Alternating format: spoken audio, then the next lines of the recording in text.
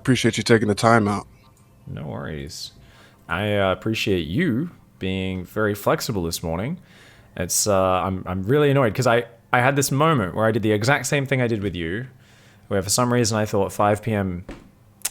East Coast time was 10 p.m. East Coast time. Like I got it confused what it was on my, because there's the two slots, 5 p.m. and a 10 p.m. that I do. And I had this like moment where I did that with someone 2 days ago, and then like, I don't know if it was like in the middle of the night, I was like half asleep or something. And like, it just like sprung like a light bulb. And I was like, you told that person the wrong coaching time. And I went and I opened my phone and I emailed them and changed it in my schedule. And I was like, cool, all fixed. And I'm really annoyed I didn't do that with you, because I'm like, wait, I did that with more than one person. God damn. Hopefully I didn't do it with anyone else. So thank you very much for the patience, man. Sorry about the screw around there. Time zones are an absolute arse. Yes, I can't argue with that. Okie doke. Did you see the link I put in the chat? Or in the? It was just your old document, right? Yeah. Awesome.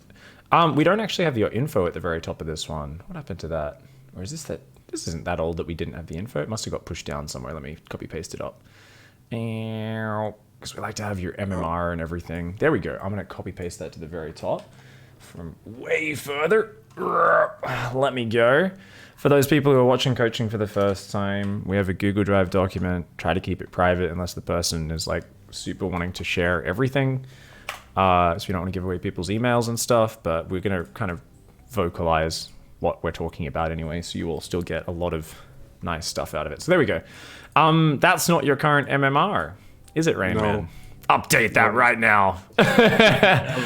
All right. You've improved a lot since the last time we updated that, but I do like to have that at the top. So then, and you get the fun of updating that and going, 4,600 MMR at the moment. Oh, is your name just Rain at the moment in game? Yeah. It was Rain Man for a while, right? No, it's always been Rain. It's just Rain Man on Twitch. I guess I'm just so used to talking to you on Twitch that yeah. Okay, awesome. 24th July goes for today. Okay, so you've been playing the Archon drop, and you feel like you're not in a good spot, and you're struggling versus the big roach pressures that come off. You said 52, 55. You mean like 55 drone count, right? Yeah. So I have a few replays with one of the people I play with a lot. He's been a huge help for me. He's way better than I am. Fantastic. So I play with him a lot just to, if someone's better than you, keep playing them until you start to beat them. So that's my mindset on that. And yeah, so I play the Archon drop pretty regularly against him, and he just beats me with the similar roach issue. Like when I play on ladder, I don't have a problem because I'm playing people that aren't as good as he is. So my PvZ is very good on the ladder, but as far as my actual PvZ goes, I feel like I need some work, and I'm missing something that I just can't find when I watch the replay myself. Okay. We're gonna have a very quick. Let's. So you've got a specific replay to show me, or do you want to just dive into live games? Okay. So load that replay up first. Okay. Before you describe it to me, what you've just said, because he's quite. How much higher MMR wise are we talking? Is this player than you? Like? He's like, I think he's around like 49,500 or 4,900, 5,000. It's like that 300-400 MMR. Okay, so it's a doable gap. You're not playing against someone who's like 1,000 MMR. But no. You really struggle to take any maps, or is it like you're taking 1 in 5? Like no, I beat him every now and then. Yeah. Okay, so it's like 1 in 3, 1 in 5 games, something like that. But like it's just not consistent. Okay, so I like what you said about play against someone who's better than you until you beat him. It's this like real good competitive learning attitude. At the same time, we do need relaxed practice as well. Right? So that we can be a bit experimental and we can kind of figure things out at our own pace, and so that we can not tunnel vision too much on one thing. Something that happens if we practice at too much of a high intensity, we struggle to just slow down and focus on kind of the gradual improvement of our fundamentals, because we're so focused on trying to do everything kind of like beyond our limit. So some of this is really good. It pushes you, and it also forces you to focus on more details and things that you just need to get better at to get to that next level. But we also don't want to do it more than, as a general rule, 20% of the time, especially if we're talking someone who's like 500 MMR or more above you. But even with him, he's, we don't want to practice with someone that much higher than us too much. Because I do find players get really good at certain details. Like that's what this sort of practice is best for. You'll get really good at certain detail. You'll pick up on that. But it can also lead to you tunnel visioning on those things and starting to make really silly mistakes on other things because you're so focused on doing some stuff better than you're able to, right? So it's important to not end up tilting our entire playstyle towards trying to like just get like we're pushing too hard to play better than we are as a player, and we're not letting ourselves like naturally get to that level. And this is, it's kind of an obscure concept, but do you feel like you kind of get what I'm getting at? Yeah, I understand what you're saying and the point you're trying to get to. Yeah, definitely. Cool. Well, let's load up that replay straight away. Let's get it on screen so we can start talking about it, and obviously, you know, have some eye candy up there for the Okay. the Twitch chat viewers who have, you know, 2-second attention spans. So we've got to entertain the children. It's like handing the iPhone to the baby, right? And just kind of stares at it with those eyes, and you're like, oh god, I don't think this is healthy for its brain development, but at least it's not crying. That's basically right. My attitude with Twitch chat. Exactly. Yeah. Even when we spend like 5 minutes talking about theory, you know, I like to have some gameplay so people can pretend we're talking about the game, even when we're talking about a theoretical scenario that's got nothing to do with a specific replay. But awesome. So you're doing Archon Drop. Yeah. I like a fun game I like to play. Off Stargate, was it? Yeah, All-Star. Oh, it's Oracle Archon Drop. Okay, cool. Yeah, cool. yeah. So I go Phoenix, Oracle, into Stargate. Into Archon Drop. Okay, yes. Okay, that's a very, this is like the real kind of high level, good build, but definitely one where we do need to look at what we can get. It's interesting how recently, like, the pro meta is much more like, I'm going to get an early Stalker, or something to get rid of the, you know, the Overlord, and then just skip on the Phoenix entirely. Because at the pro level, people weren't sending Overlords across the map anymore. Or they'd send like one, they'd poke the front, and then they'd just go hide it, and you'd get no kills with the Phoenix. But you're probably still getting at least 1 kill, probably 2 kills with your Phoenix most games, right? Yeah, if I play on the ladder, I'll get 2 to 3. When I play Chili here, I only get 1, so I have different variations of it. I have the single adept, or the double adept pressure. I have, like this game, I just do the single adept, and then I have adept stalker into double oracle. So I do 3 different variations of the same build, just, it's very random, honestly, when I choose to do what. Yeah. But yeah, so those are my 3 variations of the Stargate, at least for the very opening part of the game. Okay. So we go for the Phoenix, you go for the nice quick 330 double gas. Okay, so and because you're only going single Oracle afterwards, you're going to be aiming for like, I guess, a 5-minute 45 Archons morphing, something like that. Yeah, my goal is to to be warping in Archons at 528, 530. Like, that's what I try to get to. I don't always hit it, but that's always the goal. Okay. Oh, we're going 5-gate. Oh, no, we only had... Okay, sorry. Yeah, there's robots in the wall. Okay. So you delayed the second gate with this version. Okay, that's fine. I'm just so used to the old version where you'd always get that second gate. Yeah. No Yeah, worries. 330. Yeah, it depends on what I scout with my first adept, if I either get the second gate earlier or the robo in the wall. So I always check the gas, when the timings are, all that stuff. This is a very defensive opening. So the way you're doing this is very defensive. Like, you're not diving with the Oracle. You're only building a Phoenix into an Oracle. You're not sending a pair of Adepts in. We're not doing a lot to skill check the Zerg. And that means our like defensive focus combined with scouting has to be at a much higher level. Yes, and that's my biggest issue at this point, I feel, at least. Because in the past, we've talked about PvZ, and if you can cast your mind back, big thing I always talk about is like having a pressure to kind of... A pressure, yeah. Skill check the Zerg, punish them if they're being too greedy. If they got plenty of units, you just kind of pull it back, you know, veer around to extend the pressure if it's something like an Archon drop that can just keep poking in and out without any danger. Or you just run home and you go, whoa, he's got way too many units, let's go defend, kind of thing. But it gives you scouting combined with the chance to punish a Zerg who's way too greedy, which is, you know, maybe 50% of them. Well, just half the time Zergs just don't build a lot of defense, right?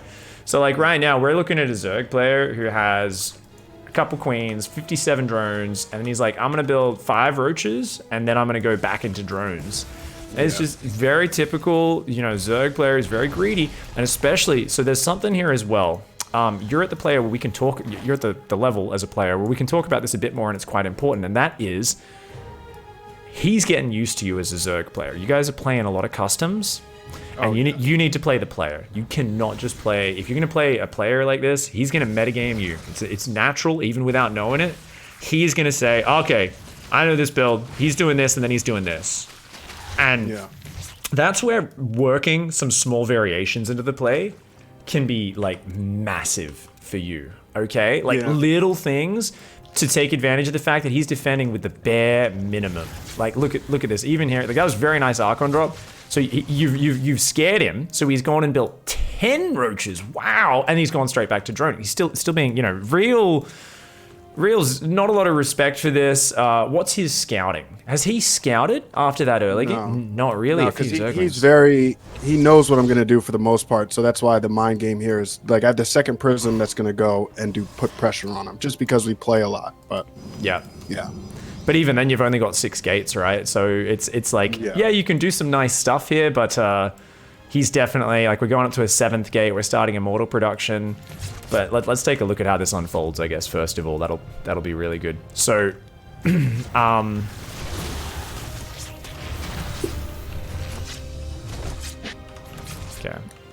Yeah, that wasn't the best control, but... Oh, that's fine.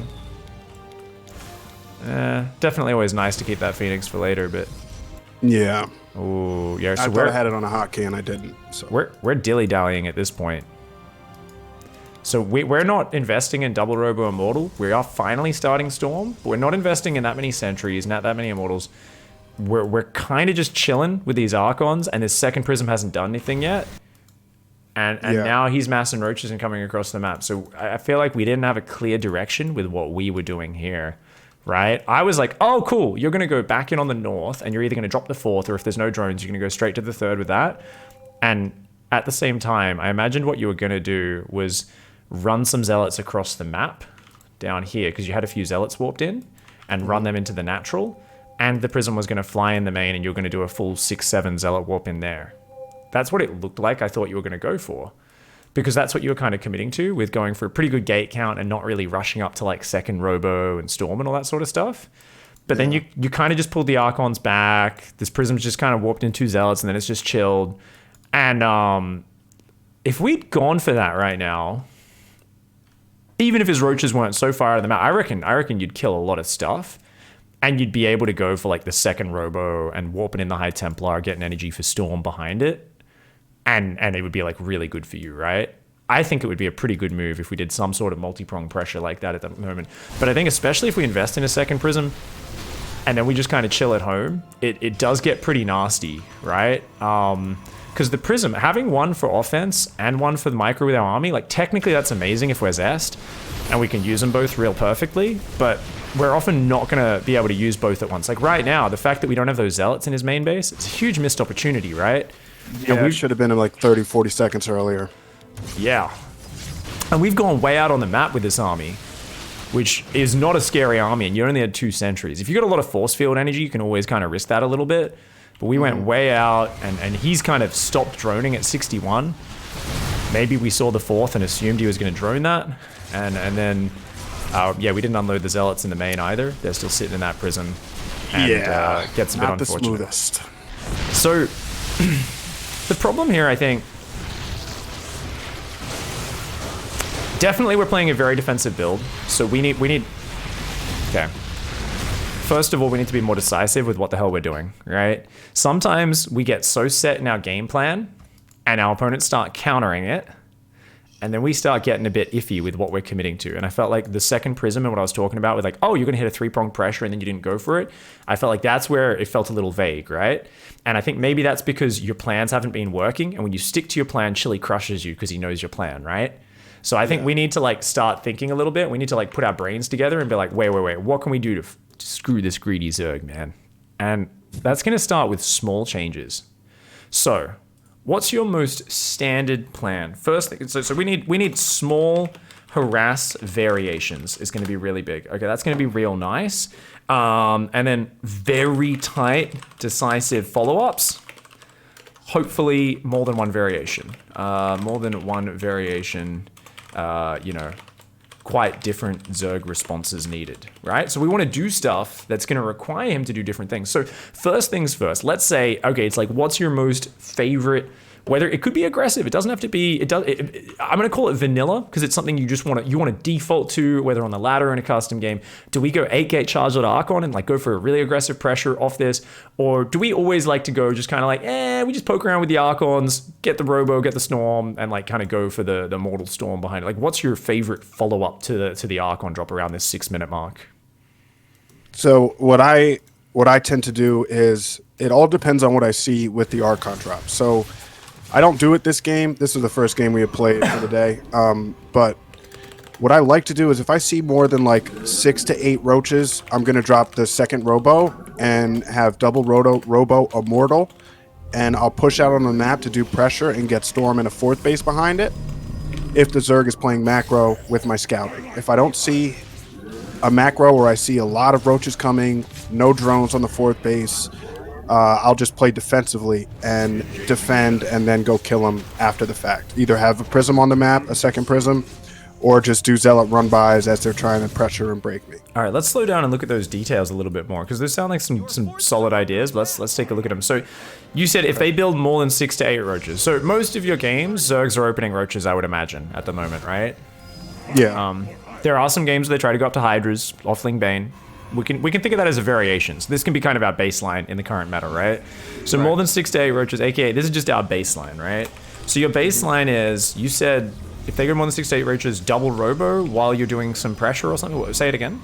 So with the Archon drop, if I see more than like 6 to 8 roaches, 10 or so, something in that range, I'll drop the double Robo just for safety, mainly because the Zerg can flip a switch at 55 drones and build 25 roaches and just roll Protoss over if you're not prepared for it. Yeah.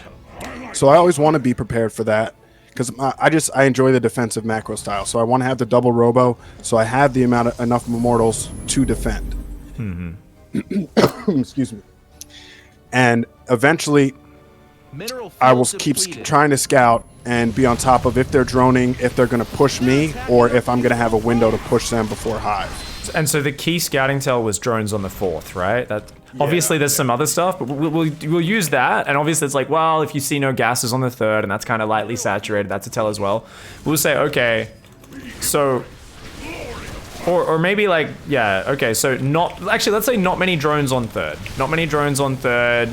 Lots of army kind of thing. Like if they're not taking the gases there, like lots of army, no 5th and 6th gases. Okay, so what's your reaction if they do that? What did you say? It was just sit defensive and like pump Immortals and sentries or something? It's always defensive. If I see them, they're going to attack me, I'm going to grab sentries, double Robo, Immortal, and just defend to the best that I can at my 3rd base, because that's most likely where they're going to hit me.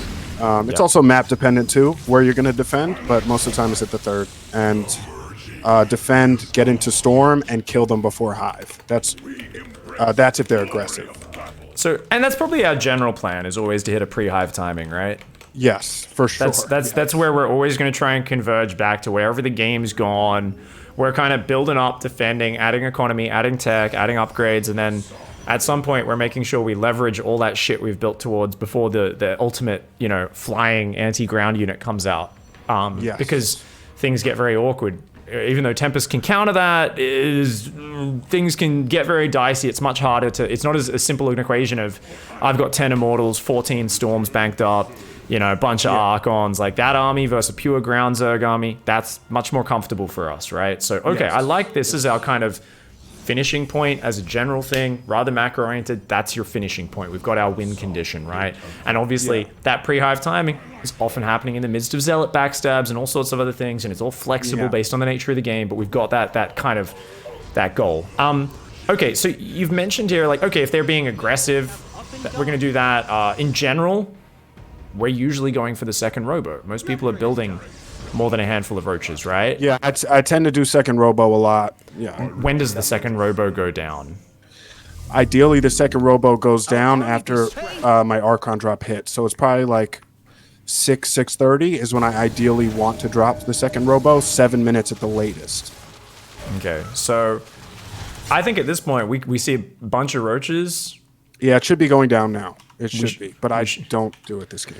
Well, that's the thing, right? Because it was defined so much as a reaction, it's easier to forget it, right? Because you were kind of like, it's just a little bit vague as well. You were like, if I see more than 8 roaches, and like just then we only saw like 7 roaches or something. So like maybe you were like, well, maybe he just stops there and goes hydras. But I think it's like, it does get a bit too finicky with like us trying to decide like, should I get the second robo or not? Because I think it's at this point of the game where you've got so much money anyway, as discerning as we want to be as a player and as like you're selective with what we go for. I think if we drop that robo, it's not a big deal. If it ends up being, oh, he's gone straight into Hydra Bane, we actually don't need that many Immortals, we can have gaps in Immortal production. I think it's if we blindly chrono boost Immortals as our pure focus while delaying Storm, that's really bad against Hydra Bane, right? Yeah, but getting the Robo, that's not bad. If the Robo's just there, we're not actually using it, that's a shame. It's a real small inefficiency. But not having the Robo against the Roach style, you know, is obviously a big problem. Like, so I think that having the Robo itself just as this flexible piece of infrastructure that always goes down at 6 minutes 30, we can slide this into the build by default and it's going to make our life easier. I've always played second Robo, almost always in Legacy of the Void for this reason, because it gives you this just anchoring production, which at any point when things get weird, you can chrono boost Immortals, and they're generally good versus everything, but especially against these very aggressive Roach builds. The moment we don't have a core of Immortals, or if we lose a few Immortals, like when you're playing this one Robo style, you lose 2 or 3 Immortals accidentally. It's over. It's over. You're just done, right? Whereas the double Robo gives you a lot more comeback potential because you drop 4 Chronos into it, bam, we've got 4 Immortals again, we're actually okay. So I think rather than reacting with a second Robo, we're going to change that to a default. Change to default 6 minute 30 Robo, second Robo. As, after Archon drop, basically. Awesome. So by 6 minutes 30, we're going to drop that right after that. We're going to chain those together. And I think that's going to make your life a little bit easier. Now, you talked about, okay, if we're going to go defensive, if they're, no drones on that base. However, let's assume they're playing the most standard game. They're droning it. What is the follow-up? I'm assuming that's what we're going to see this game, right? What does he do this game? This game goes a little back and forth. He does go across the map, but it's not like a huge dedicated attack, right? It doesn't. At least it doesn't feel that way in the early game, but he does eventually come at me. He does, and it's off 61 drones, and it's a weird kind of middling attack, and his upgrades are quite late, and his Baneland is quite attack. But let's get away from what he's doing. At this stage, go to your vision. You've seen a guy taking a 4th. You've seen a guy droning quite hard. You killed a bunch of drones. You think he's probably replacing him. You've seen some roaches. You've seen all the normal things, right? So we don't need to be looking at what he's doing and deciding, because we should have a default. We should have that baseline we're going for. And I think it's important for us to focus a little bit more on that baseline versus reaction, rather than reaction and different reaction, right? Because then we find ourselves, anytime we're unsure of what's happening, we get a little bit messed up, a little bit mixed up on exactly what we're going for. And it's very easy to misread what a Zerg's doing. It's hard to be exact, right? It's not an exact science, man. Like, you're like, oh, there's not many drones on that third. And like, you look at the replay and like 20 drones rally to it right after your scout left, right? Like, this stuff can happen. Sometimes you miss a spire that's going up. There are things you miss. And that's why it's so important to have like a real decisive, just baseline game plan that we go for, that's hopefully going to do good for us. So this is why I'm trying to hone in on what is the follow-up here. Is our default, in the absence of any hard information, to go for a big pressure? Let's take a look at your setup. Your setup is set up for a pressure. It's not a super hard pressure. It's a middle of the road pressure, which I'm fine with. But because you've already got 6 gateways up off just one robo, no storm, we usually see charged Archon pressure off this, right? Even if you don't opt for that second prism, we would still see it. We would still see you basically, you almost always do it this way, where you've got the zealots that were defending the third, and you can actually time it out where we might be able to find a way to get that oracle across the map. We're going to come back to that and use the zealots to cover the third, even if it's like 10% risk. 10% risks are good. If we're not taking 10% risks, we're being too afraid, right? But we can find a way. Those zealots at home, obviously we don't bring the sentries, right? But at this point, these Archons redrop. We warp in 6 zealots with them. 2 Archons, 6 zealots. What's he got up here? 10 roaches and a queen off Crete. dude, 6 zealots and 2 archons will roast it. But what if at the same time, that times out with these 4 zealots have run down through the southern watchtower and they're hitting the natural as you're hitting that northern base? And you're not going to kill them with this attack, right? You're only warping in 6 zealots at a time, but you're going to get dudes in mineral lines and you're going to shift click a few zealots on drones. And sometimes this can kill 20 workers. This can be massive. At this point as well, you're not worried about Lingolins anymore, right? This can also time out with your Oracle throwing a stasis trap in the main while they're dealing with all that, right? Something that you just queue up and don't have to actively mine. You queue it to throw a stasis trap, run away on the edge of that mineral line. You freeze a mineral line and 2 queens, zealots. It can just tear up a greedy Zerg like this, right? So that could be our default. Off your setup, I think we should always go for that pressure as our default, and then we can focus on learning when it's a bad idea and when to back out. But let's yeah, this is going to give us just a nice sharp punch, and it's not crazy committed. So you're still adding the gases, adding the storm behind it, dropping the second robo and that sort of thing. So okay, I think what we're going to do here. That a lot. Yeah, this is just going to give us that skill check. It's going to throw him off a bit. It's going to give us some very nice clear direction. You're going to spot if someone's going a sneaky spire or a sneaky swarm host tech very fast. You're usually going to spot that stuff with this as well. So it's like that, the power of scouting. Not only do you catch them off guard, but it does that. So let's write this down here. So basically, every game, our baseline pressure will be 6-gate zealot warps in with our archons and hits the third. So this is after your first Archon wave, of course, has gone in and looked for a poke around. And at the same time, let me write this out. Nice little list. Zealots from third base run across map and hit the natural. Oracle cues stasis trap into the main base. And you know what? We're doing this off 1 prism. Because 2 prisms, 6 gateways, don't like it. It's just too much of a commitment. As cool and flexible as it is, it's just a bit too much. It's definitely not like a consistent thing I do. This was just this game. Definitely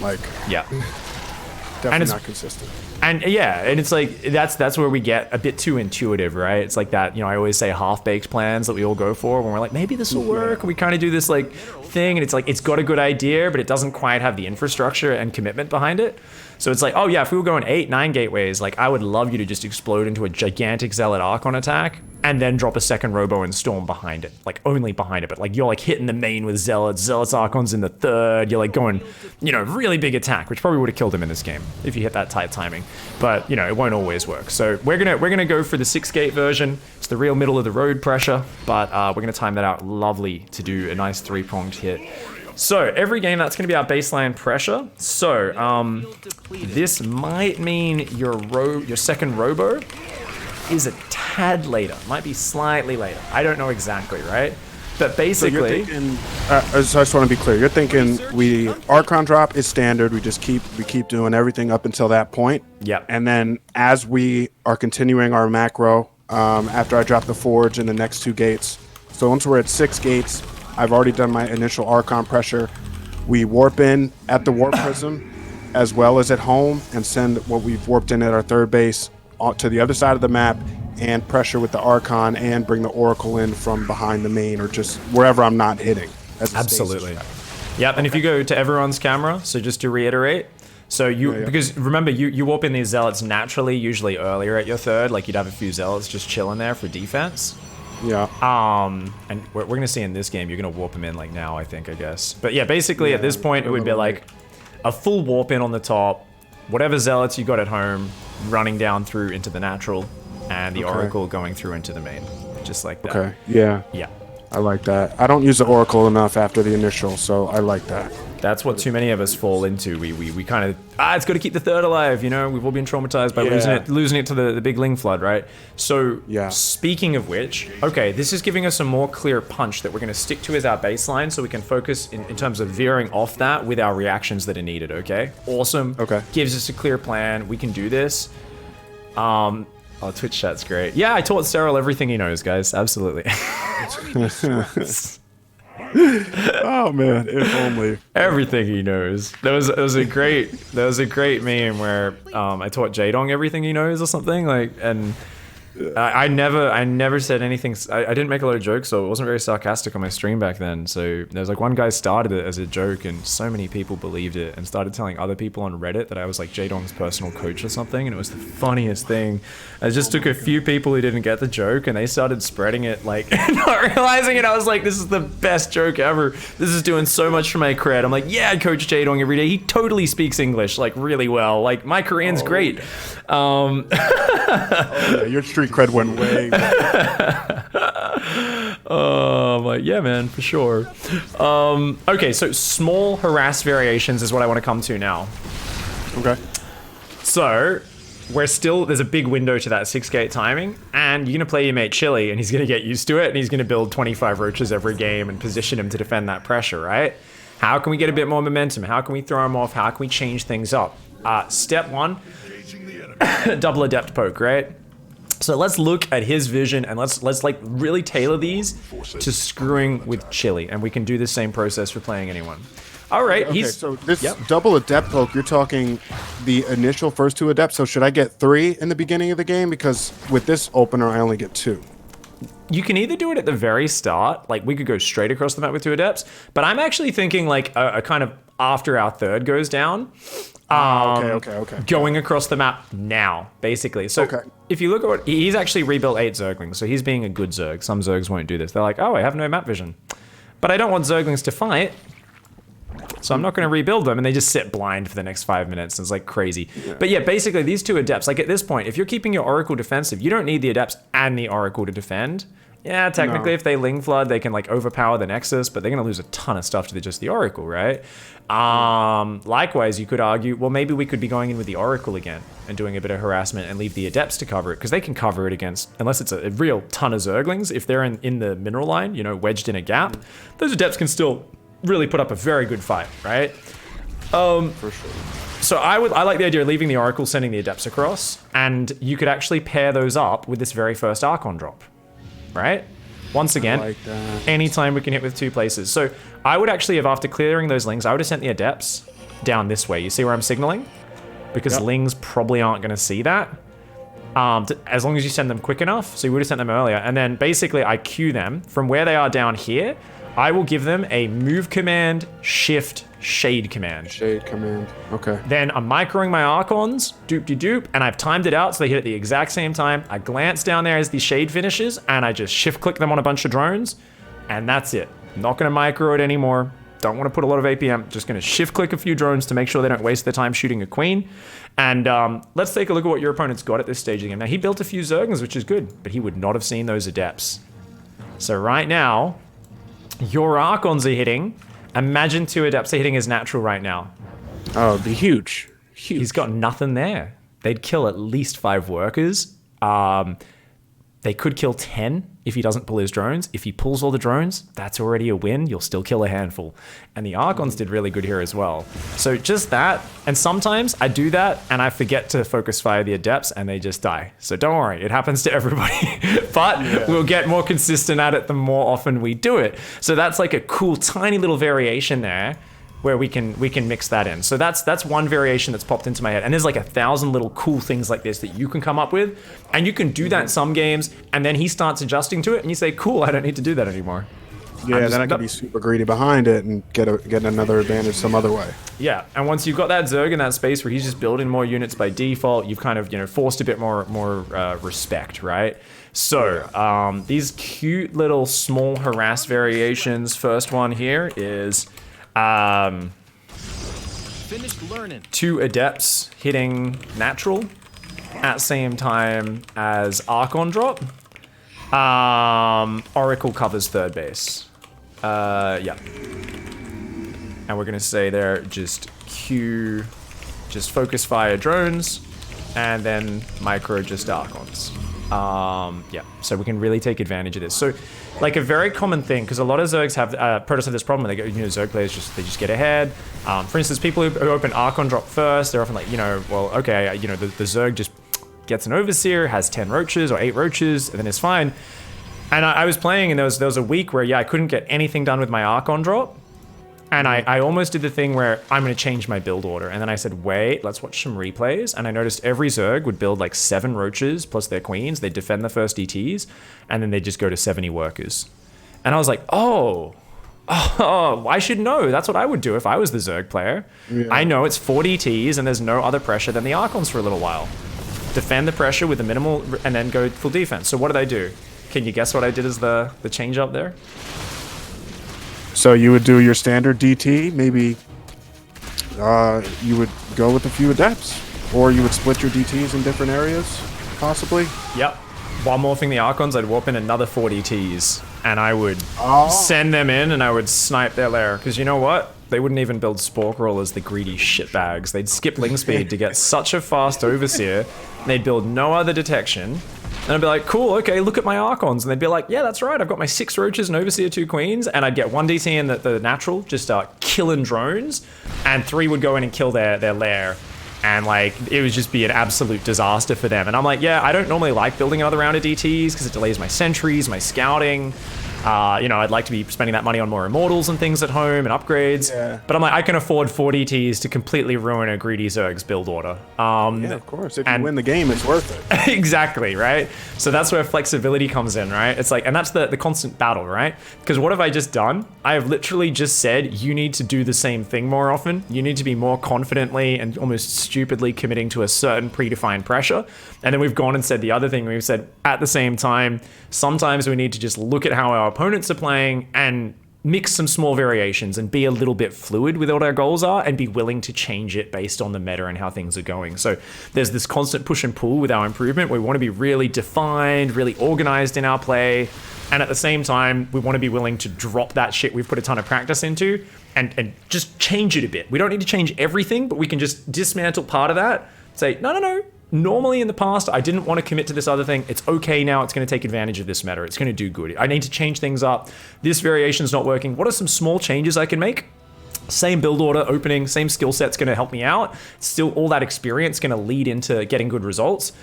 But we're also going to mess up what our opponents are doing to counter us. So trying to keep that mix of the two, right? Where sometimes we just grind out our build and focus on playing perfect. Sometimes we pull it back a bit and we say, what's just a few little tweaks I can add in here to mess my opponent up? Okay. Yeah. This is, yes. I can't even get my words out. Yeah, this is exactly what I needed to hear, to be honest. Because I'm at a point, like, I feel like I have a long way to go, but I've come a long way as well, and I need new things to work on to get to that next step, right? To get to M2, M1. To get to that level, I have to do things like you're talking about right now. So yeah, and it's kind of refreshing, because sometimes we just kind of get stuck in that, like, why isn't my thing working anymore? And it's kind of good to kind of say, wait a second, if we feel like the thing's not working, all right, let's, sometimes, like obviously I get to this pretty quickly, but like to break it down a little bit more, how did I get here? I kind of looked at what your opponent was doing, right? As much as I was looking at what you were doing, I can kind of do both at once, right? Because I play both races and I got the experience. But for you, it might be like sitting there and saying, okay, like what has he got at this stage? What has he got at that stage? Okay, it's just 10 roaches straight to 70 drones. I feel like he's getting ahead on economy. Okay, is there an opening here? Am I being too passive at this stage, overcommitting at this other stage? And like there's obviously many different ways to change it up and stuff, but it's kind of good to just kind of say, okay, am I maybe being a little bit too simplistic or one directional in my play? Let's come up with a plan to shift things and kind of veer them in a different direction. So you almost broke through still in some ways. Not the absolute best fight, but things did not go well off your opening, and you still got to maxed out Immortal Storm pretty much. So like, I think that's reassuring, right? Yeah, I mean, I could have won that fight. I didn't control it well, but I feel like with what you said, it'll be much easier to keep him down as well as keep doing what I'm doing behind it, and he'll just be in a better spot. Yeah, and this sort of like creep spread, you're like pushing, you don't have an observer, it feels bad. Yeah, oh my God. It feels bad. I swear, this fucking guy, man, He tells me too, like in the lobby, he's like, "Yo, check my creep spread this game." Like, look at this fucking map, bro. This guy's out of control. Sorry. Wait till there's zealots in all of his bases, man. This is a sick pressure. So let's give that one a go. I know Chili's watching as well, right? So he's gonna know what's happening. I'm gonna shoot him a message and I'm gonna say like, please don't try to hard counter too much. But good luck. And I've just PM'd him that. So yeah, host up a map, man. And oh, okay, I'll do it. No worries. What map do you want? Anything in particular? It doesn't matter. I like Acropolis. I like Acropolis. And we were just looking at it and we were talking about the angles we did on that map. So, yeah, this should be good. So, off the top of your head, I guess the main focuses, there's not like major changes, right? But what's the main thing that you're changing here in your build? So second robo is a guarantee. We're doing that as part of the build, as not a reaction. So I'm going to basically do the same thing that I am doing, just add some pressure to it. So we are going to warp in with the Prism, as well as at home, and send the Oracle out, just so I'm hitting him in more than one place, so he can't just be, 10 roaches, 8,000 drones, and I have unlimited money like I'm Donald Trump or some idiot, you know? I just can't let him do that nonsense. Yeah. Awesome. So the specific pressure, what is it again? So we're going to do guaranteed second robo, Archon drop. It'll be standard up until that point. We are going to initially warp in at my third base, send those across the map, and then by the time they get to the natural or where they should be, I'll be hitting with the Archon drop, as well as my warp in round will have reset. So I'll have Zealots with my Archons hitting the fourth, Zealots in the natural, and an Oracle will be going back around to the main base to hit either a stasis trap or something along those lines.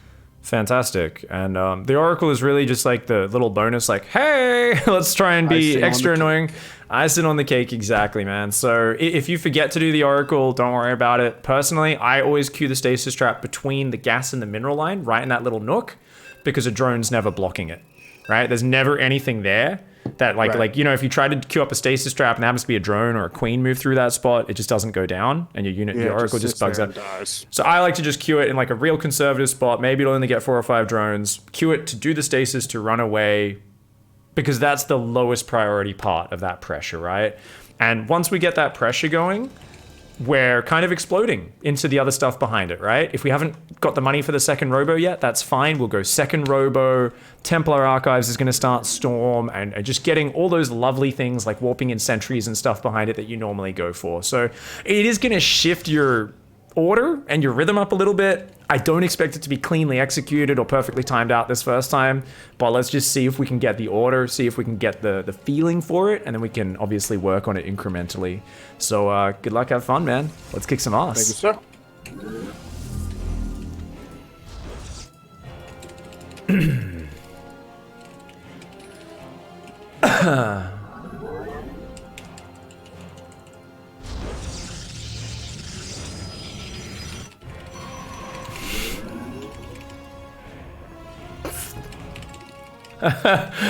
Hey guys, how are we doing? Hey Milnek, can I put this coaching session on YouTube? Absolutely, for sure. All right, I'll mark. Give me 1 second. We'll hop out of game. Hopefully that doesn't lag it for the players at all. I'll mark the previous one as well, I guess. Was the previous one good? What was the previous session on, guys? We were talking about Terran versus Protoss. I think this one's better. I think we'll just put this one up, to be honest. If anyone really liked the previous session and is like, oh, let me know, do it. PvZ. Defining our baseline, disrupting the Zerg, and winning at macro. I think that's Masters 3 coaching. I think that's a good little title for this one. I'll try to remember to mark at the end though. Previous one. So remind me to put that mark down, please, guys. I don't think we'll do the previous one. We'll just put that one up. previous one was not a bad session because it was a first session though with someone. We were kind of getting acclimated with each other a little bit, obviously going over some things. But if anyone was like, oh, it's amazing. Is there a playlist for all the sessions on YouTube? Yeah, I believe Triple Helix, my amazing moderator and YouTube manager, who I honestly, you know, am so thankful for because he does such a good job. And he's a big reason why the YouTube's been so successful recently. I believe he's adding these all just to the general coaching playlist, which is thousands of videos long at this point. Not a big deal. Hey, no biggie, man. Doing good. Yeah, if you go through my YouTube playlist, tons of coaching videos up there. Lots of the old ones still got some good stuff in it.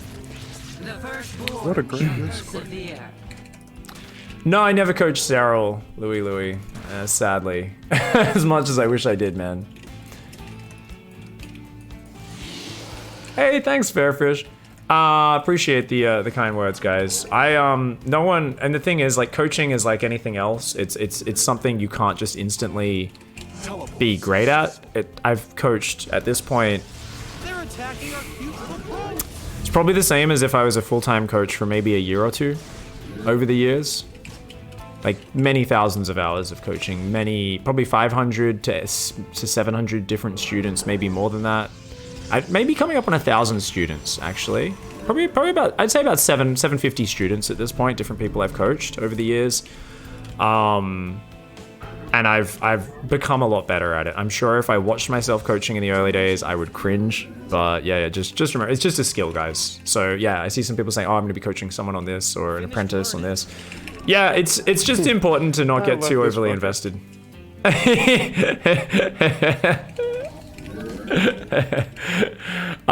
Yeah, just you know, people learn at their own pace.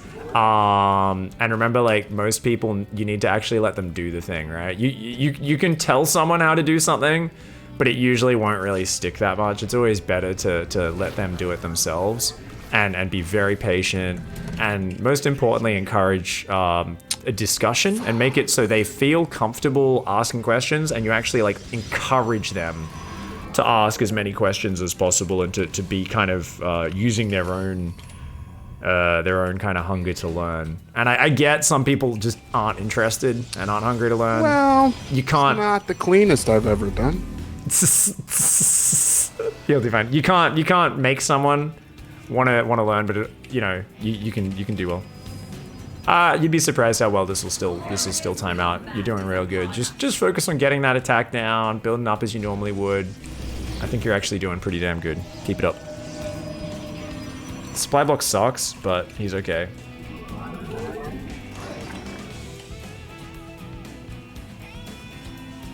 Proxy Stargate, I get 10, 5, 6 probes every time because Zergs are in so much robo mode, says Dr. Ryan. Yeah. See, that's like a good just abusing the meta sort of way to think, right? You're like, oh, everyone's doing this, I'm gonna do the opposite. Do the opposite of what your race does and you will catch many people off guard. Awesome. So the Archons are here. He's going for his forge, as per usual. No second prism this game, which I'm very happy about. Does not need that. He's gonna build an immortal at home. That's good.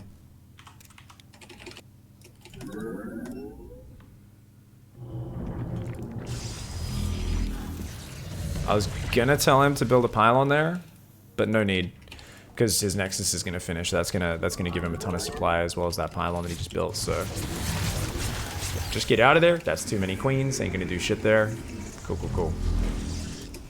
So he should have already warped in a few zealots at his third and be kind of running them across. Yeah. So I think he can delay those sentries, to be honest, with this build, and that'll be real nice. Those zealots could just like run up, hit the natural.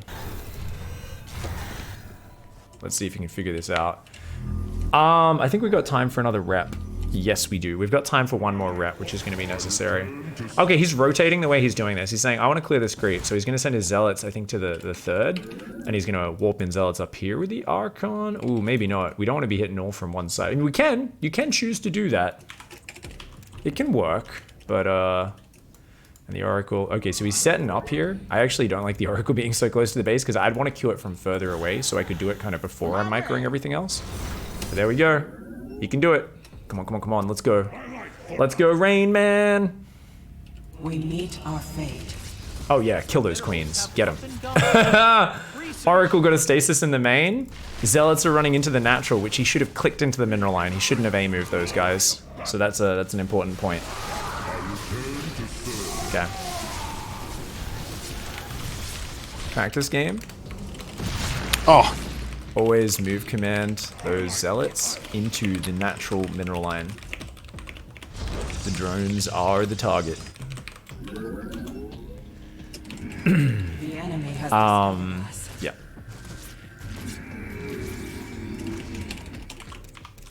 Your upgrade is done. Get those Archons home, make Storm, Chrono Immortals, and gather your army up at your third. And from here, you're just going into your macro game. This is really good. So we want to build one more Prism as well, which you're already doing, and we're going to get that ready to backstab, but otherwise, you're doing really good, man. Just get your Observer out front, and yeah, lots of Immortals. Keep probing up, kick some ass. You're doing good. So his opponent has already had such a big disruption, even though this attack did not really go to plan. Killed a few of the queens, forced him to replace those. no! Fucker. Single Zergling just stopped him, didn't it? Single Zergling just stopped his fourth. He moves his whole army out of position as the Roach Ravager runs in. That single Zergling really was a fucker, wasn't he? Weapon Sentry, Weapon Sentry, Weapon Sentry. This is such a... Out of position. This is such an aggressive push. If he runs in with the Roach Ravager, that's absolutely crazy.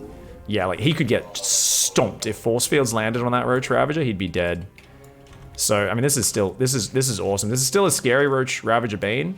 But, like, yeah, where are the High Templar right now? What's going on, man? He should, yeah, and he's got way too many Zealots in his army, so the Ravager Bane timing is going to kill him. If he had half those Zealots down on the map, if he'd sent like 4 Zealots here, 4 Zealots around the north, he'd have cleared up everything. Thank you so much, guys, for the support. I really appreciate it. Best friend forever. Thank you for the cheer before. And another cheer. Oh my god, it was the same person. Best friend forever. Well, thank you very much, mate. I really appreciate the support. Guys, force fields, force fields, force fields. Oh no, the Banelings, thankfully, are a little bit trapped. So the Zealots are actually kicking ass. The Banelings aren't doing the damage. He needs to pull back and use force fields in this choke point, though. Actually, he's crushing that army. Oh my god, he's just fine. The Zealots are gonna like tear up on the counterattack. Yeah, it doesn't, losing the fourth doesn't matter. As long as he keeps his third alive, he's like got more economy right now. Rain Man's got this game in the bag, guys.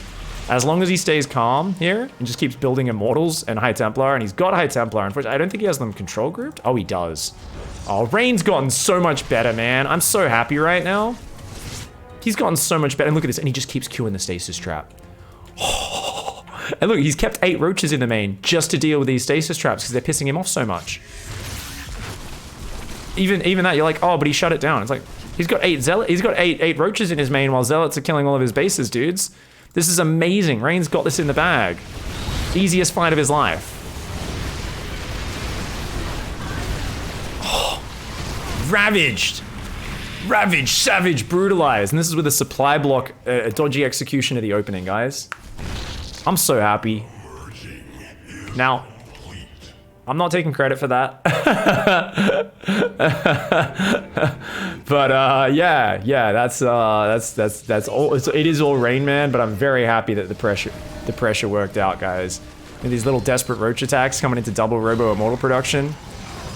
Couple of red hit point roaches, they ain't gonna do shit, man. As long as he micros onto him. Yeah, splits the Immortal to deal with that roach. Zealot's gonna get on that. Hey, they're attacking our base. Cancel. Cancel. Ow. He still doesn't have too many High Templar, but yeah, just warp in more Zealots. Keep hitting that economy. Yeah, his opponent's starting an infestation pit, but he's on 62 drones, so he just like doesn't have the economy. And we've got like better Protoss units, better Protoss upgrades. Like melee upgrades not really important here. He's staring on his fight way too much. So, you know, it's cool that Chili's just attacking here and trying to find openings, but like he is not finding them. Oh, he attacked his own pylon. Oh my lord. What? Did I just kill my own pylon? Yep. Awesome. You're kicking ass. Like there's, yeah, just build another prism and go kill him. So you've literally just defended like 14 waves where he has cancelled your fourth a few times and killed like a few Zealots. You've just killed like 4 Zerg armies and you've been massacring his drones behind it. So there is no way you can't just smack a bitch right now. Like, that is the technical term for what you need to do to him. Keep your High Templar with your army, warp in more units, make like 6 Archons, 8 Archons, and there's no way you can die. Yeah, that gas bank, guys, you go into pure Archon production at a certain point. It's amazing. They're so tanky. They protect these High Templar from Banelings so well. Oh, and he's got an Observer with him this time. Chili. Chili, chili, chili, chili, chili. Oh! A lot of the drones did escape. Missed the force fields. It doesn't really matter. And this is the moment where the Protoss smacks a bitch. He doesn't even have supply to do a lot of warp-ins. Yeah. Oh shit, I'm maxed out? Oh shit, I'm maxed out. Isn't that just the best? You're like, Oh shit, man. Oh! Storms! He just threw all his High Templar. It doesn't matter. His army is Man. so much better. Mineral there, out of here. Bro, okay, listen. I never beat this motherfucker, right? Like 1 out of 5, 1 out of 10 is more like it. So the fact that that just happened, that's all you pick. I appreciate you, brother. I was just saying in chat, it is not all me. I am very happy it worked definitely out. all you. I was just saying in chat, it is not all me. That is all you, man. But dude, that is amazing. That was good. Remember how your prism was delayed by like 40 seconds from a supply block as well.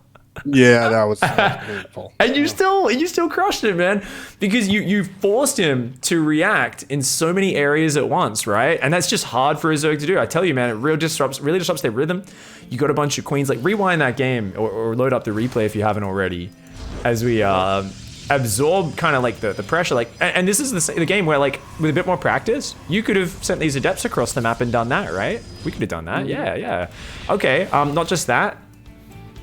With practice, we can probably hit the actual pressure earlier, right? We were like slightly supply blocked at a few points and stuff. We built a shield battery at our third. Don't need that. Yeah. You're the leader. You have to start it. Oh, you can leave party. Sorry, I rewound it. You can open the stream actually, because like there's low stream latency. So just open the stream and like watch from my view there. All right, got it. Yeah. Just obviously mute the stream so you can hear my voice live, and yeah, there'll just be a you. few seconds disconnect. But yeah, the way you kept doing these stasis traps, it didn't do a lot of direct damage. It did a ton of indirect damage. He's dealing with zealots. Guess what? Half his mineral line in his main was just hiding next to his roach warren, not mining this whole time. Oh, wow.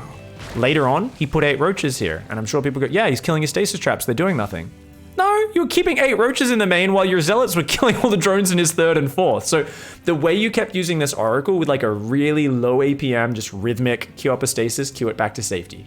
Queue up a stasis, queue it back to safety. I loved it. This was beautiful. So just like the addition of the annoying stasis trap was fantastic. You know, just super annoying. Like, look at how much APM he has to spend dealing with that and how much this disrupts his mining time every single time. And then he's going to put his dudes back on. And in the meantime, he's floating 1,500 minerals and 10 lavas sitting there. So these little that stasis trap alone was awesome. Now, when you came in with the big pressure, I'm going to go back to that one. Okay. With these zealots, unless you see an opportunity, I think a good idea is always just click those into the natural mineral line. I would click them there. And they would have actually ran past his roaches, because if they get on, like, they'll kill a queen pretty quick and they'll kill the drones like really nicely. So if they'd ran past those roaches and kind of went, whirr, you create more problems, right? More areas of difficulty. And then you see all these roaches come down. You'd already killed a lot of the queens. Pull everything here and just run back, run south, right? If your Archons and Zealots just disengaged, you could, and he's like, roaches like trying to chase you down. Yeah, you're losing some Zealots and stuff, but you're probably going to save most of these units, including the Archon and the Prism, while those other Zealots are in his natural mineral line. And it's just like, this is stuff which is like low APM. Even if you don't micro those zealots and shift click them on the drones, they don't end up killing that much. They're going to kill rallying roaches. They're going to create more problems and stuff. So what we're doing, right, is we're queuing up problems from our opponent that are hard to deal with, easy for us to execute. And if he doesn't have a ton of roaches out, yeah, things can get out of control really fast. So I love the way you killed all of his queens. Unfortunately, lost the Prism. And there was this funny moment afterwards where your Archon's kind of chilled in the middle of the map, and like luckily his roaches didn't jump on him. So check this. Yeah, I thought I clicked him home, and I clearly I didn't. Yeah, they kind of just stared at each other for a little bit. Thank you. Lucky you saved him. But yeah, you kept stasis trapping, and then behind it we exploded into lots of immortals and everything, and Chile stopped at 63 drones and did some really good kind of multi-prong attacks and harassment and stuff. But you had 3 base saturation immortals Storm, Zealots and stuff. I mean, we could have got into Storm faster. We had a few odd supply blocks. There's things that can be improved here, but we just saw that our opponent was also on the back foot earlier. Didn't have as much of a lead. There wasn't as much creep going everywhere because we'd kind of damaged them. It looked so much nicer, and I'm so happy that you were able to beat your mate here. So good stuff, man. Yeah, you and me both, man. That was awesome. We played so many games, and just the fact that happened on stream, I get to rub it in his face. No matter what else happens, everybody saw this one, right? As far as the stream's concerned, you are 100% versus Chili. Live games. In live games, yes. Exactly. There's always a way we can make it 100%. Awesome, man. All right, so little things like the Adept Harass or finding a way to squeeze the Oracle across the map. Keep looking for those as he adjusts and gets comfortable and starts looking more and more comfortable versus you. You know, every once in a while in a matchup, look for little ways you can add in just that little bit of pressure, a little bit of harassment to throw your opponent off balance and stuff. Yeah, but for now, I think we've mapped out some really nice problems. You know, the Adept hitting with the first 2 Archons, where you shade that into the natural, amazing move. The follow-up 3-pronged attack, fantastic move. And from there, it's you playing your standard game, which you have experience with. So we're just going to get there without the Zerg having utter dominance to that point. So should be really nice, man. Yeah, thank you so much, man. This helps so much. I'll be able to use this, not just in this matchup, but in all of them. Like, add little pressures into my build to just to put them off guard and not let them do whatever they want. And this is going to, thank you. Awesome. No worries, man. I'm really happy it worked out nicely there in the first game, because I was like, man, as long as we get the order down, it's good. And you're like, shit. Like, remember you were saying, you know, this is not the cleanest execution, but it came together. So the power here of just skill checking the Zerg opponent, and this is a good way to play ladder, the 6-gate variation. When this whole meta evolved at Pro Play, we saw pro players always go 4-gate, very defensive. Then they started doing 8-gate, really committed charge load Archon pressure, where they're like building no immortals or upgrades behind it, and that only happens after the pressure like does big damage or gets washed up, and you know the Protoss is way behind. Yep. Then we saw 6-gate as sort of like a middle in between one, which is a bit more flexible, and it was like this funny meta over like maybe 2 months when this Oracle into Archon drop build came around, where we saw one for like 2 weeks, then everyone did a different one for 2 weeks, then everyone did the third one for 2 weeks, and then all the top players would just be like, oh, I can swap between all 3. And the Zergs are like, crap, which one's coming? And it's cool. So I think it's nice to choose the middle one here. Gives us a good middle ground. And yeah, write down your questions, things that don't make sense. I think we've got a pretty good comprehensive set of notes, and hopefully this has been useful for the people watching as well. Because essentially, have we rebuilt your play from the ground up? Hells no. We've taken what you're doing. We've given you a bit more of a decisive moment where we're going to really put the pressure on. And then we've also said, hey, let's be a little bit creative with how we can find early game disruptions in our opponent's play. Like just sneaking those 2 Adepts across the map, little stuff like that. As we saw you intuitively, I didn't even mention it, but you just kept doing stasis traps. After the first one, you're like, well, why not? I might as well keep doing something. And it was awesome. And it worked out really well. So great creativity there. You know, these little things you can do with these awesome, you know, kind of spellcasty Protoss units can really mess up your opponent. That was awesome, man.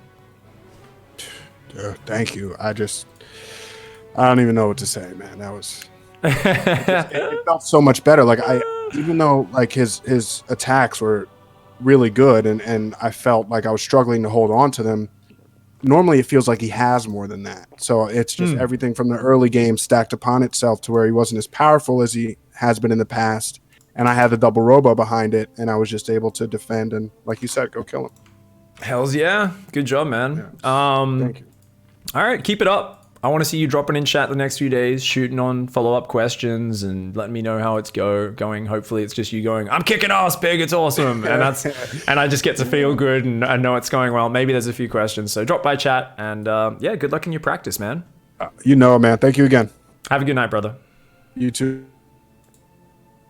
Awesome. All right, thank you very much, everybody, for watching. I hope you enjoyed that session. Yeah, I think that was cool. I'm very happy that we very quickly honed in on what was going on. So that was good stuff. GG, well played, mate. Really good games. I'm curious to see how the meta develops between you two. Gonna be some good competition. Shout out to Chili, by the way, guys, for having the sickest creep spread. Get Chili to friends. That was awesome. Really good creep, especially when you're playing like Hydra Bane stuff, or even Ravager Bane. When the Protoss is pushing and they're like creep on all sides, and the Zerg does like a flank or a surround. Oh, dude, it's insane.